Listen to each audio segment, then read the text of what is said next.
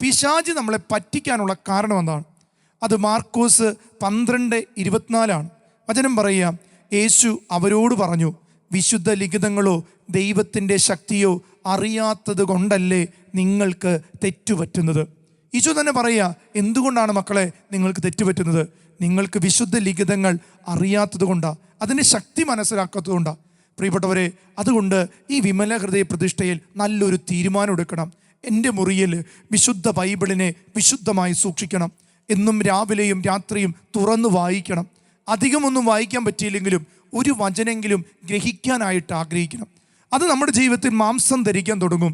നമുക്ക് രൂപാന്തരീകരണങ്ങൾ സംഭവിക്കാൻ തുടങ്ങും. ഹോസിയ പ്രവാചകന്റെ പുസ്തകം 4-ാം അധ്യായത്തിൽ 14-ാം വാക്യം പറയുക, അറിവില്ലാത്ത ജനം നശിക്കും, അറിവില്ലാത്ത ജനം നശിക്കും. അതുകൊണ്ട് പ്രിയപ്പെട്ടവരെ, ദൈവവചനത്തിൻ്റെ അറിവ് ഇല്ലെങ്കിൽ നമ്മൾ നശിക്കപ്പെടും. അതുകൊണ്ട് നമുക്ക് പ്രാർത്ഥിക്കാം. മറ്റൊരു കാര്യം, ഹൃദയത്തിൽ വചനമില്ലാത്ത വ്യക്തിക്ക് ദൈവസന്നിധിയിൽ വിലയില്ല. നമ്മളിങ്ങനെ ചോദിക്കും, ദൈവസന്നിധിയിൽ ആർക്കാ വിലയുള്ളത്? ദൈവവചനം ഹൃദയത്തിലുള്ള വ്യക്തിക്കാണ് വിലയുണ്ടെന്ന് ദൈവവചനം പഠിപ്പിക്കുന്നു. യെശയ്യാ പ്രവാചകന്റെ പുസ്തകത്തിലെ 27-ാം അധ്യായം 11-ാം വാക്യം പറയുക, മരച്ചില്ലകൾ ഉണങ്ങി ഒടിഞ്ഞു വീഴുന്നു, സ്ത്രീകൾ അത് ശേഖരിച്ച് തീ കത്തിക്കുന്നു. വിവേകം കെട്ട ഒരു ജനമാണിത്, അതിനാൽ അവരുടെ സൃഷ്ടാവിന് അവരുടെ മേൽ കാരുണ്യമില്ല. അവർക്ക് രൂപം നൽകിയവനെ അവരിൽ പ്രസാദിക്കുന്നില്ല.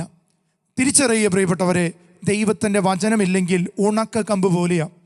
വൃക്ഷത്തോട് തായ്തണ്ടിനോട് ചേരാത്ത ജീവിതങ്ങളാണ് വചനം സ്വീകരിക്കാത്ത ജീവിതം. അതുകൊണ്ട് നമ്മുടെ ജീവിതത്തിൽ വചനത്തിന് 1-ാം സ്ഥാനം കൊടുക്കണം. എനിക്കറിയുന്ന ഒരു കുടുംബത്തെ ഞാൻ ശ്രദ്ധിക്കുകയാണ്. പ്രിയപ്പെട്ട, അവർ 1-ാം സ്ഥാനം വചനത്തിനാണ്. വചനം വായിക്കുക, പഠിക്കുക മാത്രമല്ല, വചനം ജീവിക്കുന്നവരാണ്.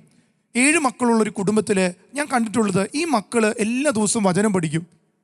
വചനം പഠിച്ചിട്ടേ അവർ സ്കൂളിലേക്കുള്ളൂ പഠിക്കുകയുള്ളൂ. എന്നാൽ ഇങ്ങനെയുള്ള ഈ മക്കളിൽ വിദ്യാലയത്തിലും അവർ ഉന്നത വിജയം കരസ്ഥമാക്കുന്നത് കണ്ടിട്ടുണ്ട്. നമ്മുടെയൊക്കെ ജീവിതത്തിൽ വചനമാകുന്ന ദൈവം ഉണ്ടെങ്കിൽ ഏത് അഗ്രാഹ്യമായ ജ്ഞാനത്തെയും സ്വീകരിക്കാനും അത് ഉൾക്കൊള്ളാനുമുള്ള ബുദ്ധിശക്തി ദൈവം നമുക്ക് നൽകും. അതുകൊണ്ട് ഞാനിങ്ങനെ ചിന്തിക്കാറുണ്ട്, ഈ വചനം പഠിക്കുന്ന കുഞ്ഞുങ്ങളിലുള്ള രൂപാന്തരീകരണം, സാഹചര്യത്തിനൊത്ത വചനങ്ങൾ പറയാൻ അവരുടെ അധരങ്ങളെ ദൈവം ശക്തിപ്പെടുത്തും. അതുകൊണ്ട് പ്രിയപ്പെട്ടവരെ, ഇത് കണ്ടുകൊണ്ടിരിക്കുന്ന കുടുംബങ്ങൾ ശ്രദ്ധിക്കണം. ഈ വിമല ഹൃദയ പ്രതിഷ്ഠ വഴി നമ്മുടെ മക്കളെ കൂടുതലൊന്ന് വചനത്തിൽ ആഴപ്പെടുത്തുക. നമ്മൾ വലിയ വലിയ പഠനങ്ങളൊക്കെയും പിള്ളേരെ പഠിപ്പിക്കുമ്പോഴും അവർക്ക് ജീവിത വിശുദ്ധി കിട്ടണമെങ്കിൽ വചനം കൂടിയും അവരുടെ ഹൃദയത്തിൽ സ്വീകരിക്കപ്പെടാൻ നമ്മൾ ഒരുങ്ങണം. 3-ാമത്തത്, ഏറ്റവും നിസ്സാരമായ ഒരു വചനം ലംഘിക്കുന്നവൻ സ്വർഗരാജ്യത്തിൽ വലിയവനല്ലാതിരിക്കും. അപ്പോൾ ഏതെങ്കിലും ഒരു വചനം നമ്മൾ തെറ്റിച്ചാൽ നമ്മൾ സ്വർഗരാജ്യത്തിൽ വലിയവനല്ല. എന്നാൽ ഒരു വചനം നമ്മൾ ജീവിക്കുകയാണെങ്കിൽ സ്വർഗരാജ്യത്തിൽ വിലയുള്ളവനായി മാറും. മത്തായി ശ്ലീഹയുടെ സുവിശേഷം 5-ാം അധ്യായം 19-ാം വാക്യം.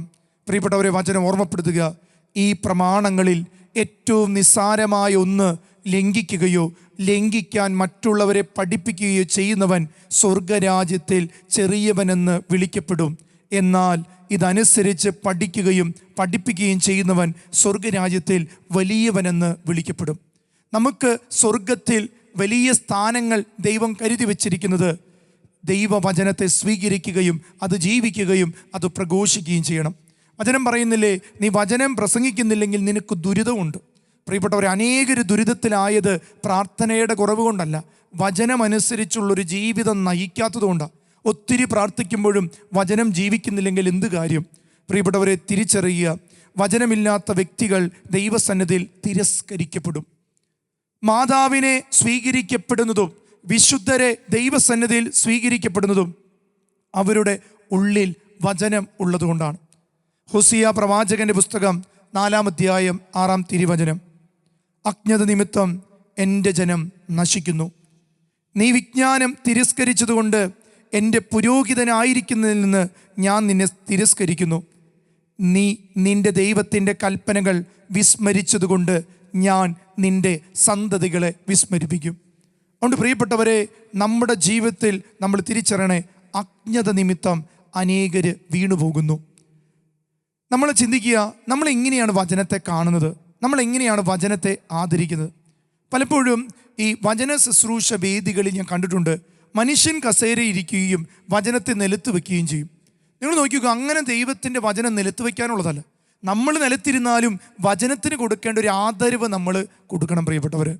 ഇന്ന് എന്തുകൊണ്ടാണ് വചനം നമുക്ക് സ്വീകരിക്കുക? നമ്മൾ ഒത്തിരി വചനത്തെ അനാദരവോടെ കാണുന്നു. അനേകം വീടുകളിൽ ചെന്ന് കഴിഞ്ഞാൽ മക്കളെ ബൈബിൾ എടുത്തുകൊണ്ടുവരാൻ പറയുമ്പോൾ ആദ്യമായിട്ട് ആ പുസ്തകം കാണുന്ന പോലെ കണ്ടിട്ടുണ്ട്. ചിലവരുടെ പ്രത്യേകത, വീട്ടിലുള്ള എല്ലാ കല്യാണത്തിൻ്റെ കാർഡും അതിലുണ്ടാവും, നാട്ടിൽ മരിച്ചുപോയ എല്ലാവരുടെയും കാർഡ് അതിലുണ്ടാവും. എന്നാൽ അവർക്ക് പ്രധാനപ്പെട്ട ഒരു വചനം പോലും അതിലില്ല. ഒത്തിരി സാധനങ്ങൾ ഒളിപ്പിച്ച് വയ്ക്കുന്ന ഒരു പുസ്തകമായിട്ട് വചനത്തെ കാണുക. ദൈവം നിനക്ക് മുമ്പിൽ തുറന്നു വെച്ചൊരു പുസ്തകമാകേണ്ടതിന് നീ അടച്ചു വെച്ചിരിക്കുക. പ്രിയപ്പെട്ടവരെ, അനേകം കുടുംബങ്ങളിൽ മാറാല പിടിച്ചും പൊടി പിടിച്ചിരിക്കുമ്പോൾ എങ്ങനെ നിങ്ങൾ ദൈവത്തെ ആദരിക്കുന്നു?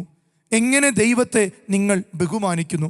പ്രിയപ്പെട്ടവരെ, നിങ്ങളായിരിക്കുന്ന വീട്ടിൽ ഒന്ന് നോക്കിയേ, നിങ്ങളുടെ വീട്ടിലെ ബൈബിള് എപ്രകാരമാണ്? യോഹന്നാൻ 1:1, ആദിയിൽ വചനം ഉണ്ടായിരുന്നു, വചനം ദൈവത്തോടു കൂടിയായിരുന്നു, വചനം ദൈവമായിരുന്നു. നിങ്ങളുടെ വീട്ടിലെ ദൈവത്തിൻ്റെ അവസ്ഥ എന്താണെന്ന് ഒന്ന് തിരിഞ്ഞു നോക്കും നല്ലതാ. മാതാവ് എങ്ങനെ ഈ വചനത്തെ കൊണ്ടു നടന്നു? ആർക്കും അപകരിക്കാതിരിക്കാൻ ഹൃദയത്തെ സ്വീകരിച്ച പരിശുദ്ധ അമ്മ നിങ്ങളോട് ചോദിക്കുക, നിങ്ങൾ എങ്ങനെയാണ് വചനത്തെ കാണുന്നത്? ആരെങ്കിലും എവിടെയെങ്കിലും ചിലപ്പോൾ ഒരു സാക്ഷ്യം പറയും, ഇന്ന വചനം ഞാൻ ഇത്രയും പ്രാവശ്യം എഴുതിയത് കൊണ്ട് എനിക്ക് ഈ അനുഗ്രഹം കിട്ടി. തീർച്ചയായിട്ടും പ്രിയപ്പെട്ടവർ, അനുഗ്രഹം കിട്ടിയിട്ടില്ലെന്നല്ല എൻ്റെ അർത്ഥം, അനുഗ്രഹം കിട്ടിയിട്ടുണ്ടാവും. അവരാ വചനത്തെ സ്വീകരിക്കുകയും ബഹുമാനിക്കുകയും ചെയ്തപ്പോൾ തീർച്ചയായിട്ടും അനുഗ്രഹമുണ്ട്. നമ്മളത് കേട്ടിട്ട് അത് എഴുതാൻ തുടങ്ങിയിട്ട് കാര്യമില്ല. എന്താ കാരണം എന്നറിയോ? നമ്മൾ ഈ വചനത്തെ ബഹുമാനിക്കാതെ വെറുതെ എഴുതി കൂട്ടിയിട്ട് ജീവിതത്തിൽ ഇതൊരു കൃപയാകുന്നില്ല. ആർക്ക് വേണമെങ്കിലും വചനം എഴുതാം, ആർക്ക് വേണമെങ്കിലും വചനം പഠിക്കാം. എന്നാൽ അതിന് ആദരവ് കൊടുക്കുന്നവനെ ആ വചനം ആദരിക്കാൻ തുടങ്ങും. പ്രിയപ്പെട്ടവരെ, ഈ വിമല ഹൃദയ പ്രതിഷ്ഠയുടെ 10ാം ദിവസത്തിൽ ദൈവത്തെ ആദരിക്കാൻ, നിൻ്റെ വീട്ടിലിരിക്കുന്ന ദൈവത്തിൻ്റെ വചനത്തെ ബഹുമാനിക്കാൻ നിനക്ക് കഴിയണം. പ്രിയപ്പെട്ടവരെ, വചനമില്ലാത്ത വ്യക്തികൾ തിരസ്കരിക്കപ്പെടുന്നത് പോലെ തന്നെയാണ് ബൈബിളിലൊരു വ്യക്തി, സാവൂൾ എന്ന രാജാവ്. ആദ്യം കാണുന്ന ഒരു രാജാവാണ്. ബൈബിളിൽ ദൈവം ആദ്യമായിട്ട് തിരഞ്ഞെടുത്തൊരു രാജാവ്. തിരഞ്ഞെടുത്തപ്പോൾ തന്നെ പറഞ്ഞിരുന്നു, നീ രാജാവാണെങ്കിലും ഞാൻ പറയുന്ന കാര്യങ്ങൾ നീ ശ്രദ്ധിക്കണം. അമലേക്കരായിട്ട് യുദ്ധം ചെയ്യുമ്പോൾ അവരിൽ നിന്ന് ചില വസ്തുക്കൾ എടുത്ത് ജെറൂസലേം ദേവാലയത്തിൽ കൊണ്ടുവയ്ക്കുന്നുണ്ട്. ദൈവം പറഞ്ഞു, എനിക്കിഷ്ടമില്ലാത്ത കാര്യമാണ്, ഞാൻ നിന്നോട് എന്താ പറഞ്ഞ് യുദ്ധം ചെയ്യുമ്പോൾ അവിടെ നിന്നൊന്നും എടുക്കരുത്. പ്രിയപ്പെട്ടവരെ, വചനം ചിലത് ചെയ്യരുതെന്ന് പറഞ്ഞിട്ടുണ്ട്, വചനം ചിലത് ചെയ്യാൻ പറഞ്ഞിട്ടുണ്ട്. നമ്മളത് ചെയ്യുന്നില്ലെങ്കിൽ ദൈവസന്നിധിയിൽ നിന്ന് നമ്മൾ തിരസ്കരിക്കപ്പെടും. വചനത്തെ ആദരിക്കുന്നത് പോലെ തന്നെ വചനം പറയുന്നത് അനുസരിക്കുന്നത് ഒരു കൃപയാണ്.